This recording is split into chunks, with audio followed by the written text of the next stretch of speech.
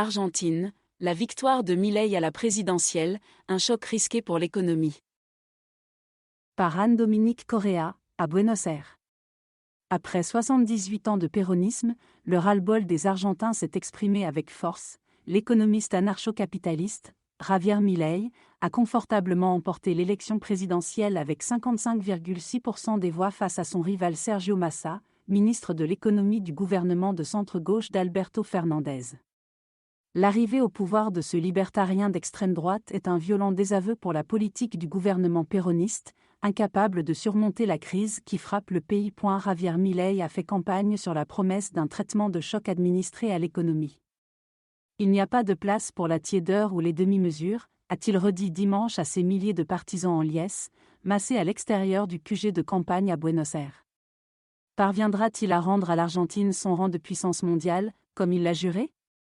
Rien n'est moins sûr. Le défi de l'inflation. Le défi à court terme sera de contrôler l'inflation, qui double chaque année depuis 2020. Estime Mathias Sûr, économiste pour le cabinet de conseil Invec. En novembre, le taux d'inflation annuel a dépassé les 140%, du jamais vu depuis la crise hyperinflationniste de 1989.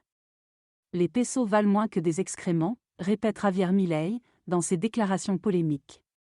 Face à la baisse du pouvoir d'achat, une grande partie de la population a plongé dans la précarité, le taux de pauvreté a augmenté de 35% à 40% sous le gouvernement Fernandez. Pour combattre l'inflation, Javier Milei propose 3 remèdes de cheval. Il veut dollariser l'économie, c'est-à-dire remplacer totalement le peso par le dollar. Au passage, il compte dynamiter supprimer la Banque centrale, à qui il reproche de mettre la planche à billets au service des politiciens. En rupture avec la politique sociale généreuse du péronisme, il entend enfin tronçonner les dépenses publiques, en éliminant 11 des 19 ministères ainsi que les subventions publiques. Des mesures qui, assure-t-il, permettront d'économiser l'équivalent de 15% du PIB. Bataille du dollar. Les milieux d'affaires restent sceptiques. C'est impossible à appliquer, assure Carlos Maslaton, avocat et analyste financier qui a conseillé Javier Milei jusqu'en juillet 2023. D'où va-t-il sortir le numéraire pour la dollarisation ? La Banque centrale se trouve complètement décapitalisée, abonde Mathias Sûr. En 2023, une sécheresse historique a dévasté les cultures, provoquant 20 milliards de dollars de pertes d'exportation agricole, principale source de devises. Résultat, les réserves ont fondu, tombant à quelques 21 milliards de dollars au 30 octobre.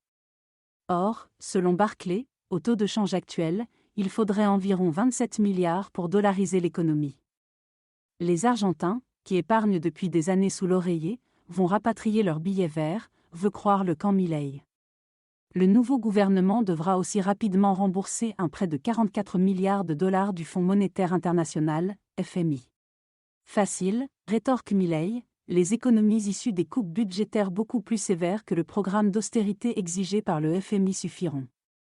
Le trublion surnommé El Loco, le fou, par son biographe, devra aussi rassurer les marchés, inquiets de l'excentricité du personnage et de la brutalité de ses remèdes. La dollarisation pourrait générer de la déflation, qui peut être encore plus problématique que l'inflation, pointe Sylvain Bersinger, chef économiste d'Astray. Du rodéo économique s'annonce au pays des gauchos.